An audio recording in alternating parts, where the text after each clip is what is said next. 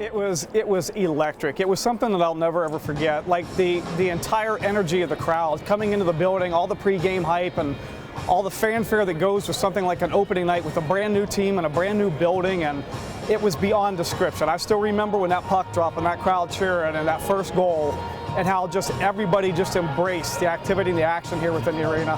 Well, it started as the dream of John H. McConnell and certainly other business leaders in Columbus.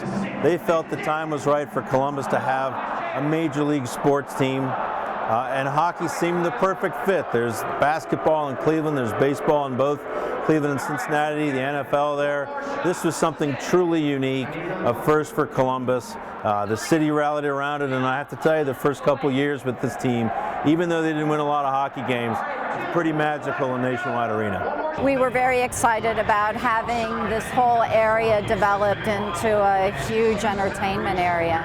And at the time I was working for Nationwide, so I remember my office looked out onto the old prison, and I remember the day the wall fell down, and that's sort of got the ball rolling for the whole redevelopment of this area, because all of a sudden that structure, which everybody thought was so historic in many ways, was history, literally history. Well, this team certainly has had its struggles. There have been some great nights in Nationwide Arena. There have been some long nights in Nationwide as well. It started out, nobody expected them to be great early on. It was more about the atmosphere, the novelty, if you will. The building was great. The first couple of years were fun just because it was Major League Sports in Columbus. Around about the third or fourth season, they really started to wear on the patience of their fans. The progress wasn't there anymore. They failed to get traction. You started to see fans drift away. I don't think you always remember all the bad times, because it's just, I'm here to watch hockey, whether we win or lose. But last night I was sorting through my closets trying to get rid of things, and I came across a bunch, like almost all the sports sections from the inaugural season.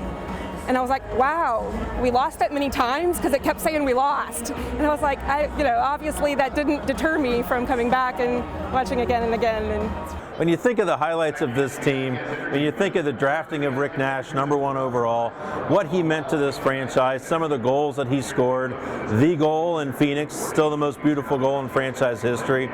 You think of the playoff berth, you think of the year the draft was here, and what a magical weekend that was for Columbus. There have been some great individual moments too, and some love affairs between the fans and the players. Jody Shelley, certainly Tyler Wright, Rick Nash, of course. This organization has meant a lot to my family. My younger daughter was 7 when she saw her first game that first season, and she fell in love with Ron Tugnut.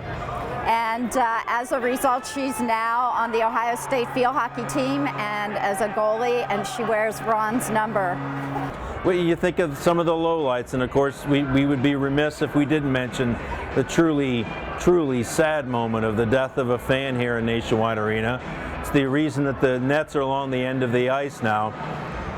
On the ice, there have been some tough moments too. The cancellation of the All-Star game, and so many people excited for that, and to have it pulled away, and just the losing, the chronic losing, the years of wondering if the franchise was ever going to get it headed in the right direction. I think there's a real sense now. The All-Star game is coming back next year for sure, but you can feel it with the way that this team has played now for an extended period of time. It's starting to get some traction. It's starting to be one of the better franchises in the league.